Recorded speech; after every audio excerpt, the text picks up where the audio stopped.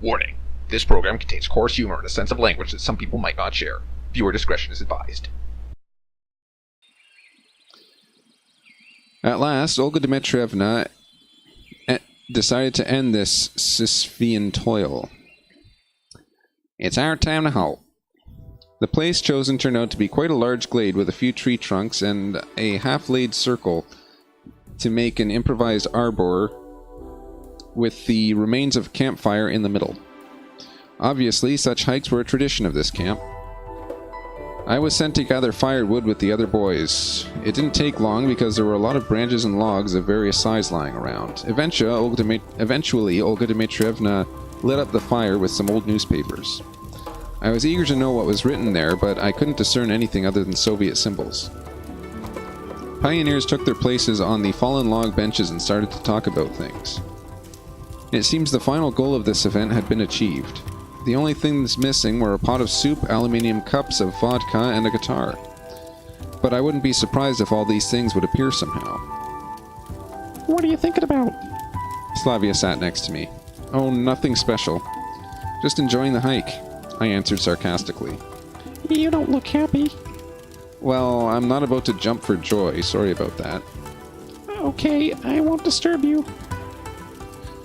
She sat with me for a while, but after realizing that I wasn't in the mood for talking myself, she left me to enjoy my introspection all alone. And all that I wished for was to lie down in a bed and fall asleep as soon as possible. But I was being surrounded by smoke and the useless chatter of pioneers around me instead. They were cheering and laughing and, in general, enjoying this warm summer evening. In the far side of the glade, I noticed Lena was arguing with Alyssa intensely, and Lena seemed to be complete opposites to me. Slavia had left to go somewhere after our conversation, it seems. Electronic and Shurik were furiously trying to prove something to Olga Dmitrievna. Looks like I'm the only one who doesn't belong here. I'm going to try and find out what Alyssa and Lena are arguing about. Only Lena and Alyssa stood out in this splendor. Well, of course, it wasn't quite natural for Alyssa to be arguing with someone like that. But hearing Lena talk in a raised voice, I came closer silently, trying to find out what was going on. Now, you listen to me. I'm not going to listen to you anymore. Really? Great then. Alyssa turned away and our eyes met. At first, she was obviously confused about what was going on. Then, so, you're eavesdropping. Me? What? No. She began slowly advancing on me, and I took a few steps back. Lena, however, remained standing where she was. Well, okay then. Listen. Alyssa stopped halfway and turned back to Lena. By the way, did you know he was peeping on me today? What? Peeping. He saw everything. Is that true? Lena wrung her hands distressedly and gave me a quick glance, and I stared at the ground as if she was cutting. Lena wrung her hands distressedly, gave me a quick glance, and started staring at the ground as if she was cut off from the world. No, it's nothing like that happens. Having thrown an angry glance at Alyssa, I came up to Lena. Why are you denying it? I even have a witness. Your witness is even worse than you. Oh, you'll stick to your claim it didn't happen. I took a second to think. But really, why do I have such a pathological desire to exonerate myself before Lena? As though I vitally need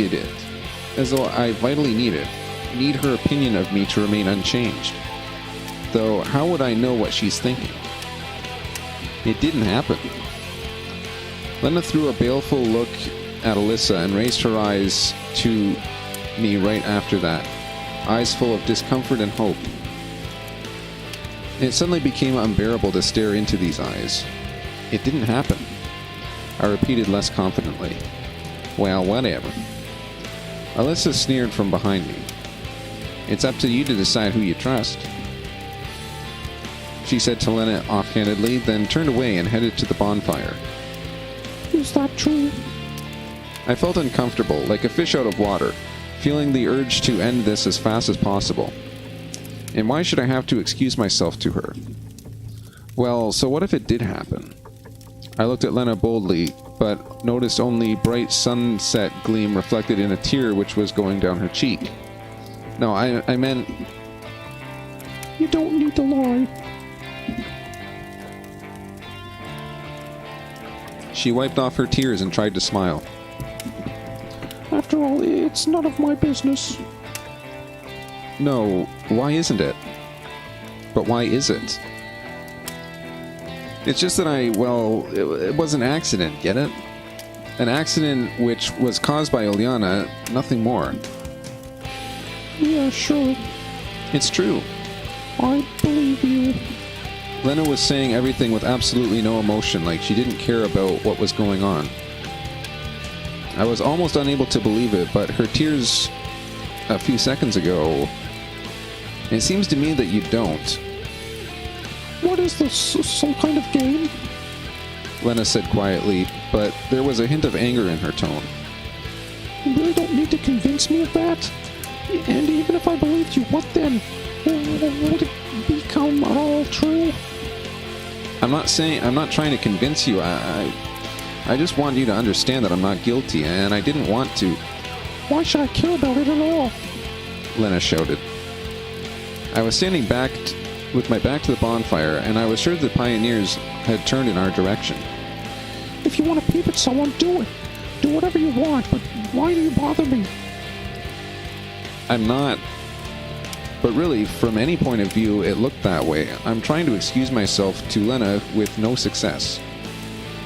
Like a guilty child, or maybe even like a husband who'd slipped up.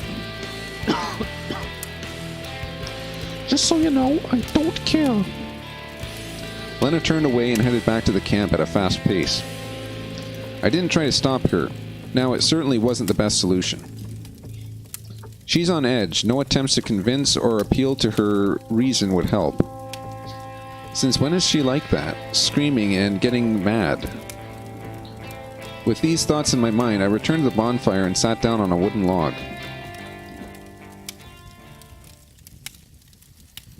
So?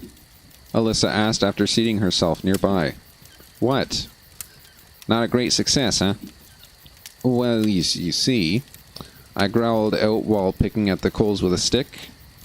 It grew completely dark and the glade was plunged into darkness. The surrounding landscape was reminiscent of a picture from a childhood book about a wood monster. An unknown forest creature is just about to spring out from behind the tree. Predatory owls hoot menacingly in the branches. Even mice looking out from snags stare at you with distrust. I was not afraid at that moment. Everything was different from the previous day, when I was in the dungeon at the old camp. The moon was shining brightly, paying close attention to our brave troop. The world was sleeping, waiting for the morning, bathing in the moonlight. As I thought, it was as I expected. But why? I finally managed to pick up the largest burning log and throw it in the center of the fire, causing flames to rise about a meter high and a vortex of sparks to spread out in all directions. Does Lena often behave like that? How? Screaming at others. I wouldn't believe that it's an act in such a way. I couldn't believe she would act in such a way. She's human like anyone else, Alyssa giggled. As if you hadn't noticed this before. Hadn't noticed what? Her. What do you mean? I mean, this is her true face. What do you mean, true face? Ah, you're so stupid. Finish what you started. She's not what she seems like, not how you thought like before. So, how is she? Okay, I'm sick of this. Alyssa stood up, intending to leave. I didn't say anything, I just sat and listened to the silence of the forest. By the way, if you want to follow her, I think she's on the island. On what island? The one you were at gathering strawberries today. And what's she doing there? Ah, you really are an idiot. Alyssa stomped the ground, circled the campfire, and sat opposite. I must have really lost track of things. My head was absolutely blank. To be precise, it was heavy and full that not even a single idea would have the chance to dwell in there. If I could compare my brain to a prime broad highway of speeding thoughts overtaking one another, causing chaotic crashes, then now it's nothing but a forgotten tiny path in a distant desolate forest which is only used in times of absolute necessity. I tried to think over what had happened, analyze it somehow, but it seemed I was bashing against an invisible wall. Moreover, it was impossible for me to find a single emotion in my soul, any response, as if it had happened to someone else. I failed to convince Lena that I'm not guilty. Should I care? Lena cried, screamed, and then left. So what? I don't feel anything about it. Should I? I bit my lip until it bled and stood up. I couldn't bear to stay here any longer amongst these laughing pioneers. Should I run away? Does it matter where to? To the forest, to the mine, even to space? I don't care, just as long as I get far away from here. I seized the moment when the camp leader was looking in the other direction and vanished into the forest shadows.